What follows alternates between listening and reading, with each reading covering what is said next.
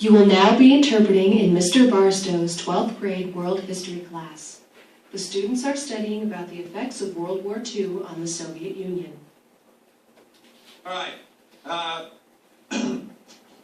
Anyway, the end of World War II came. Probably the Soviet Union was, without a doubt, the most strongly impacted of all the nations or countries involved. The Soviet Union and then Russia.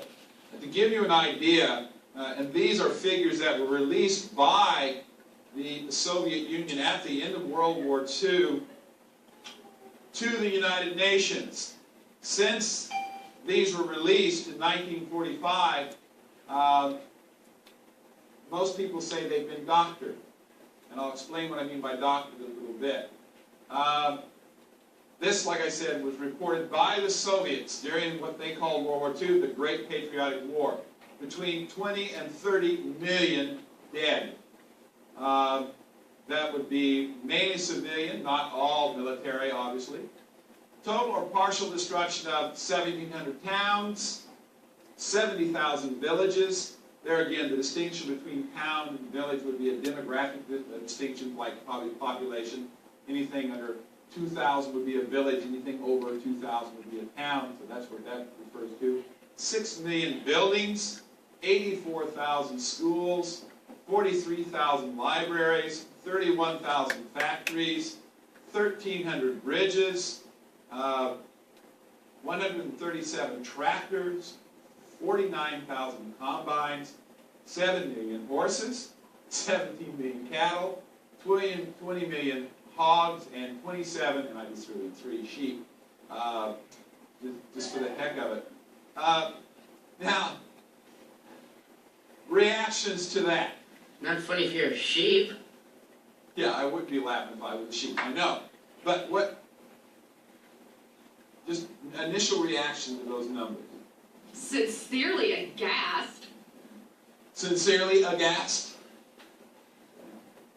No, like I said, no other country, with the possible exception of Germany. Mainly because of the depth of penetration of the Wehrmacht. I mean, they got to Leningrad, they got within 15 kilometers of Moscow. In the south of Russia was even further.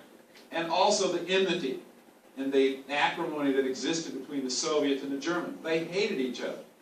That hatred and loathing had gone back, well, even when you saw it yesterday in Kaplan's film, The Battle on the Ice. And so the war on the Eastern Front was a total war. It was incredibly vicious. There was no humanity there. There was no Geneva. If you were a prisoner, you were dead. Yeah, Ben? If the Soviets followed the scorched earth policy, they probably destroyed a lot of their own stuff. Okay, good question. Taking into the thing is, if the Soviets followed a scorched earth policy, in other words, as they pulled back from the Germans, and they mentioned it yesterday, they blew up dams, they blew up buildings. So a lot of this damage is not necessarily attributed to the Wehrmacht or the German forces.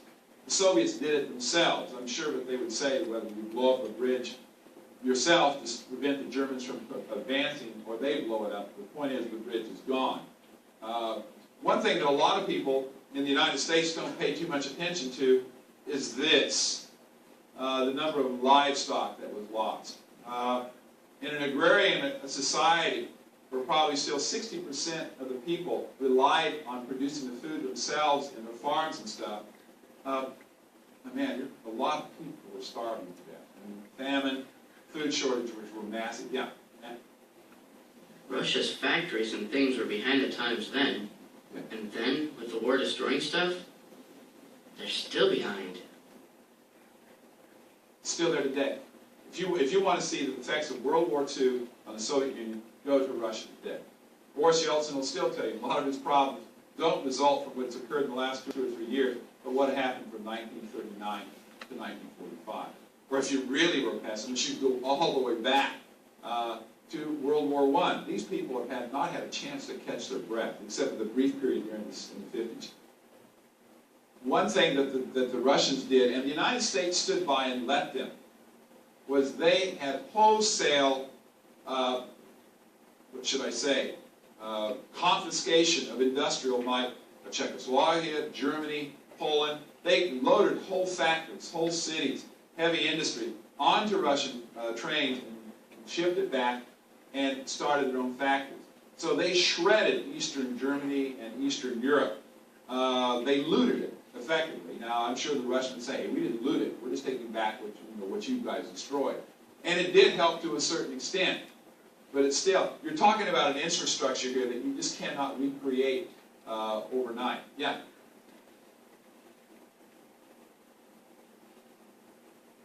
No. To answer your question, they didn't see that. Obviously, the Czechs had been taken over when Hitler marched into the Sudetenland. He went in there because there were Germans along the border. So yes, he suppressed the Czechs. But the Russians, I don't think, ever saw the Czechs, or maybe the Slovaks, since they were Slavic. But the Poles, even though they were Slavic, they didn't feel any special kindred to them. It was still Russian for Russians, and you guys can finish on the seconds. So no, Eastern Europe, and the relationship between Eastern Europe and the Soviet Union, even after World War II, is not a partnership. All right, it is a very subservient one, even to the point in the 1980s when there would be the Russians would take grain from Hungary and send back really poor quality gas, which was a terrible quid pro quo. But there again, you don't like it, try and rebel from us. So that relationship between Eastern Germany and part of Eastern Europe and the Soviet Union is going to go on now. Major problem in the Soviet Union, and I showed that to you, Katie, when I read the worst thing about communism was you had to live with all these people you don't know. All the houses that were destroyed. They still have a major housing shortage in the Soviet Union. Russia, yeah.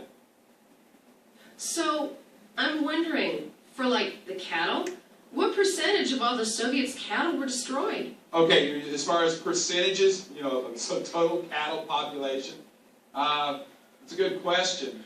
I would say probably anywhere from 35 to 40%. Okay, and that's sort of a bulk. Yeah, go ahead, Ian. That's going to be a more important figure relative to the human population at the time. Yeah. There again, the cattle where they were milk producing or where they were producing for meat. Most cattle at this time were used for not so much for meat, which was rare. Even today, if you go to the Commonwealth, in the States, if you had meat once a week, it was rare, and then it's some kind of sausage and maybe some chicken. So you won't have beef. So the beast of burden was very important. Plowing still. In the 1940s, they were using the cattle to pull their stuff. Hogs, once again, was important for butchering, and there again, sheep. There again, it was used for wool. It was used for a number of items, not so much for killing for in other words, they were seen as a replenishable resource, not necessarily for killing. But these things, all right, can be rebuilt, can be replaced, but probably the biggest loss, there again, in any war, is, and you may not be able to see this too well, this is out of your book, and this is Soviet war losses.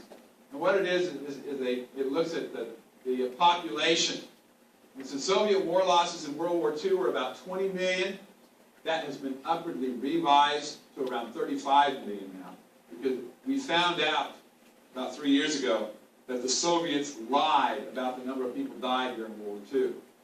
Some people in the United States said they're exaggerating those numbers, not that many people died. As it turns out, they were downplaying it.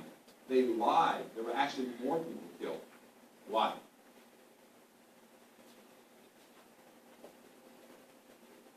Go ahead. Both of you are fairly correct. Powerful, they knew what they were doing, but what was their biggest fear in